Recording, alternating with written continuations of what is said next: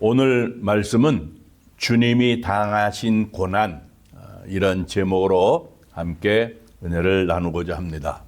오늘은 종려주일이에요. 팜 선데이. 예수님께서 작은 나귀 새끼를 타시고 예루살렘에 들어가실 때 사람들이 승리를 상징하는 팜추리, 종려나무 가지를 흔들면서 환영을 한 데서 유래가 된 거예요. 예수님께서 나귀 새끼를 타시고 예루살렘 성으로 입성을 하실 때 어린아이들하고 또 여인들이 겉옷을 벗어서 예수님이 지나가시는 길에 펼쳐 깔았다고요. 그리고 종려나무 가지를 흔들면서 호산나 외쳤어요. 호산나. 이 호산나라고 하는 뜻은 주여 구하오니 이제 나를 구원하소서. 주여 구하오니 여기서 지금 나를 구원하소서. 그런 뜻이에요. 인류를 구원하시고자 하시는 예수님의 그 마지막 한 주간이 그렇게 시작이 된 겁니다. 예수님께서 예루살렘 성으로 입성을 하시는데 예루살렘 입성이 다른 여느 왕들, 그들의 입성하고는 너무 거리가 멀지요. 너무 차이가 나요. 모든 왕들은 말을 타고 개선장군처럼 쫙 입성을 합니다. 군말을 타고 또 수많은 호위병들과 병사들을 거느리고 또 수많은 사람들이 환호를 하는데 그 환호를 받으면서 입장을 하죠. 그런데 예수님은 어린 나귀를 타시고 나귀 새끼를 타시고 길가에 나온 어린아이들하고 여인들이 호산나 이렇게 외치는 함성을 들으시면서 입성을 하셨어요. 그야말로 세상에서 가장 연약하고 힘없는 사람들의 환영을 받으면서 입성을 하신 겁니다. 한마디로 말하면 예수님의 입성은 전쟁에서 승리한 장수의 입성하고는 너무 거리가 멀고 너무도 달라도 너무 다르지요. 고운 모양도 없고 풍채도 없고 정말 볼품이 없는 너무도 초라한 입성이었다고요. 장군들은 자기 자신의 업적을 드러내면서 자기들이 영광을 받기 위해서 입성을 하지만 우리 주님 예수님은 우리의 죄를 대속하시기 위해서 십자가에 달려 죽어야 되는 어린 양으로 예루살렘에 입성하신 거예요. 예수님께서는 자기 자신이 감당해야 할 그 고난의 십자가를 바라보시면서 어린 나귀를 타시고 예루살렘으로 입성을 하신 거라고요. 사실 예수님의 33년이라고 하는 예수님의 삶 전체가 다 고난의 나날이었어요. 특별히 이번 주간, 이 한 주간은 예수님께서 고난을 당하시고 십자가를 지시고 죽으신 그러한 기간이에요. 그런 의미에서 우리가 이 한 주간을 보내면서 주님의 고난을 깊이 묵상하는 가운데 우리의 신앙이 한 단계 더 성숙하는 그러한 시간이 되시기를 바랍니다. 그러면 우리 주님께서 당하신 고난이 어떤 것인가 하는 것을 생각해 보자고요. 먼저 이것을 생각할 수 있어요. 예수님께서 당하신 육체적인 고난이라는 거예요. 예수님께서 아주 무거운 십자가를 등에 짊어지고 골고다 언덕길을 올라가셨다고요. 예수님이 지셨던 그 십자가가 너무도 무거웠어요. 사실은 예수님 혼자 지시기에 너무 힘겨운 그러한 큰 십자가였어요. 예수님이 지신 그 십자가 얼마나 힘들고 어려웠으면 옆에서 보다 못한 로마 병정이 많은 구경꾼 가운데 서 있었던 구레네 사람 시몬을 붙잡아서 예수님 대신 십자가를 지게 했다고요. 십자가에 매달리는 고통, 그 육체적인 고통, 참으로 견딜 수 없는 큰 고통이었어요. 여러분, 한번 생각을 해보세요. 멀쩡한 사람을 십자가에 못 박아놓고요, 양손에 대못을 때려 박습니다. 그리고 양발에도 그렇게 대못을 박는 거예요. 그 고통이라고 하는 것이 말로 표현할 수 없죠. 그렇게 대못을 박아놓고는 그 십자가를 세웁니다. 그 십자가를 세우게 되면 사람의 몸에 체중이라는 게 있잖아요.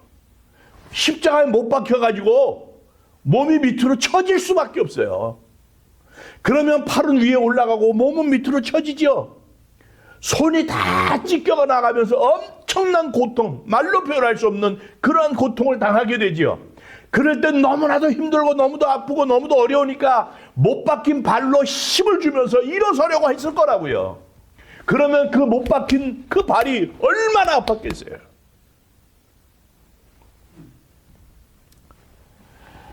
거기에다가 로마 군인들이 옆구리를 창으로 찔러요. 온 몸이 피와 물까지 다 쏟아졌어요. 성경이 뭐라고 얘기하는가 하면 온몸에 있는 피와 물까지도 다 쏟았다고 그렇게 말씀을 하고 있다고요. 그 고통이 얼마나 크고 아픈 것이었을까. 로마 병정들이 가시로 된 관을 엮어서 예수님의 머리에 씌웠어요. 머리에서 핏방울이 흐릅니다. 우리 주님 예수님이 십자가에서 겪으셨던 그 육체적인 고난, 견딜 수 없어요. 감당할 수 없는 큰 고통이었다고요. 그 고통을 아셨기 때문에 예수님께서 할 수만 있으시면 이 잔을 내게서 지나가게 하옵소서 하나님께 기도하셨던 거예요. 이 육체적인 고난과 함께 또 견디기 힘든 아픔이 있었는데 그것이 뭔가 하면 다른 사람들에게서 모욕을 당하는 거예요. 다른 사람들에게서요, 자존심이 짓밟히는 거예요. 조롱을 당한다고요. 우리가 성경을 보게 되면 예수님께서 다른 사람들에게 얼마나 많은 참을 수 없는 조롱과 모욕을 당하셨는지 여러 곳에 기록이 나와요. 오늘 본문 앞에 있는 65절 말씀을 보면 어떤 사람은 그에게 침을 뱉으며 그의 얼굴을 가리고 주먹으로 치며 이르되 선지자 노릇을 하라. 그리고 하인들은 손바닥으로 치더라고 그랬어요. 지존하신 하나님의 아들이신데, 전능하신 하나님의 아들이신 예수님께서 인간에게 이러한 모욕을 당하셨다고요. 얼마나 견디기 힘든 아픔이었을까. 또 마가복음 15장 16절 19절을 보면 군인들이 예수님을 조롱해요. 군인들이 예수에게 자색옷을 입히고 가시관을 엮어 씌우고 경례하여 이르되 유대인의 왕이여 평안할지어다. 갈대로 그의 머리를 치며 침을 뱉으며 꿇어 절하더라 그랬어요. 군인들이 예수님을 희롱한 내용인데요, 말할 수 없는 모욕과 조롱을 당하셨어요. 갈대로 머리를 치는데요, 치고 또 쳤다고요. 거기에다 침을 뱉었어요. 그러면서 조롱을 했어요. 마가복음 15장 29절 30절을 보니까 지나가는 자들이 자기 머리를 흔들면서 아하, 성전을 헐고 사흘에 짓는 자는 자여, 네가 너를 구원하여 십자가에서 내려오라. 지나가던 사람이 조롱했어요. 모욕했다고요. 그래, 성전을 헐고 사흘에 짓는다고 했잖아. 십자가에서 내려와서 너를 구원해. 여러분, 이런 모욕과 희롱을 당하신 예수님의 마음이 얼마나 아프셨을까. 그 예수님의 마음이 과연 어떠했겠는가 하는 것을 생각해 보자고요. 만약에 여러분이 예수님의 입장이었다면 어떻게 했을까? 제가 만약 그와 같은 상황 속에서 모욕을 당한다고 했다면 도저히 참지 못했을 거예요. 당장 십자가에다 내려와가지고 그놈들을 아주 혼구멍을 내주든가, 분노가 치밀어가지고 인류 구원이고 뭐고 내 자존심이 이렇게 짓밟히는데 그 무례한 사람들을 그냥 놔두지 못할 것 같아요. 그런데 우리가 아는 것처럼 예수님께서는 그렇게 말로 표현할 수 없는 모욕과 조롱을 당하시면서도 아무런 말씀 없이 그 수모와 그 창피를 고스란히 다 당하셨다고요. 다 견디셨어요. 모든 것을 참고 이기려고 하니 그 예수님이 당한 그 고통이 얼마나 크고 아팠을까 하는 거예요. 정말 가슴이 찢겨나가는 듯한 그런 아픔이었을 거예요. 얼마나 아팠을까. 거기에 덧붙여서 더욱더 예수님의 마음을 아프게 하는 것이 무엇이 있는가 하면 사람들에게 당하는 배신이죠. 버림을 받는다는 것. 배신을 당한다는 것. 육체적인 고통과 함께 참을 수 없는 모욕, 거기에 더해져서 아픔을 더하게 만든 거예요. 성경을 보면 예수님께서 한두 사람에게 배신을 당한 게 아니에요. 많은 사람에게 버림을 받고 쓰라린 배신을 당하셨다고요. 우리가 잘 아는 대로 예수님은 당시의 백성들에게 배신을 당하셨어요. 마가복음 15장 13절을 보니까 그들이 다시 소리를 지르되 그를 십자가에 못 박으소서, 그를 십자가에 못 박게 하소서. 14절에 보니까 더욱더 크게 소리를 질렀습니다. 더욱더 소리를 크게 질러대면서 예수를 십자가에 못 박으소서, 예수를 십자가에 못 박으소서.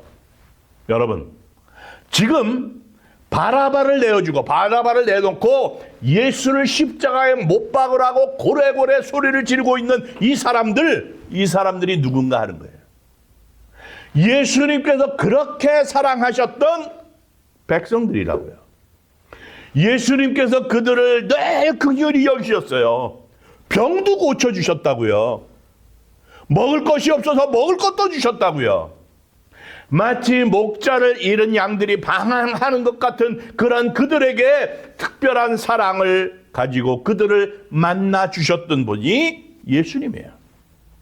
자, 대제사장하고 서기관들, 이러한 사람들은 예수님을 미워하고 예수님을 반대한다고 하는 것, 그건 그렇다고 치자고 해도 이 사람들은 예수님께서 늘 그들의 편을 들어주셨단 말이에요.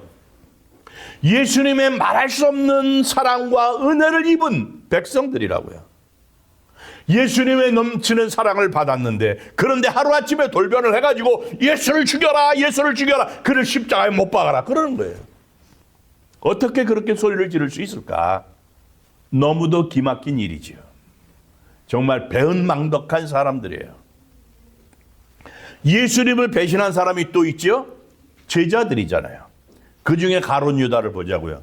대표적인 사람이에요. 이 사람은 예수님의 사랑을 받고 금전을 출납하는 회계를 맡았던 아주 중요한 자리에 있었던 사람이에요. 어찌 보면 12 제자들이 있는데 그들 가운데서 가장 신임을 받았던 제자가 가룟 유다가 아니었을까라고 하는 그러한 생각도 해볼 수 있는 그런 위치에 있었다고요. 그런데 이 가룟 유다가 돈에 눈이 어두워서 예수님을, 스승인 예수님을 팔았잖아요. 물론 예수님께서 가룟 유다가 그렇게 할 거라고 하는 것을 이미 아셨죠. 예수님은 다 각오하셨어요. 그래서 가룟 유다가 배신할 것에 대해서는 별로 그렇게 대단한 아픔으로 생각하지 않으셨을 수도 있겠지만, 그래도 가슴이 아프죠. 이 사람은 차라리 태어나지 않는 것만 못하다. 그렇게 말씀을 하셨단 말이에요. 태어나지 않는 게 더 좋았을 뻔했다. 여러분, 이 가룟 유다 말고요, 정말로 믿고 사랑하고 아꼈던 제자가 있잖아요. 베드로. 베드로가 예수님을 배반했어요. 베드로는 내가 주님과 함께 감옥에도 가고 죽는 데도 가겠습니다. 그랬던 사람이에요. 그런 베드로가 예수님을 배신해요. 그래서 그 베드로의 배신이라고 하는 것은 예수님에게 더 말할 수 없는 고통을 안겨준 거예요. 베드로의 그 배신은 예수님의 가슴에 정말 큰 대못을 받는 그것과 같은 정말 견딜 수 없는 아픔이었을 거예요. 가슴을 찢는 것 같은 그러한 고통이라고요. 베드로가 누군가? 예수님이 사실 가장 사랑하시던 제자잖아요. 그만큼 예수님께 많은 은혜를 입었던 사람이에요. 그런데 그 베드로가 돌아섰다고요. 예수님을 모른다고 해버렸어요. 다른 사람은 몰라도 베드로는 그렇게 하면 안 될 사람이었다고요. 주님, 다른 사람은 몰라도 저는 주님을 끝까지 따라가겠습니다. 주님과 함께 죽겠습니다. 그렇게 호언장담했던 베드로였다고요. 그런데 그 베드로가 지금 등을 돌린 거예요.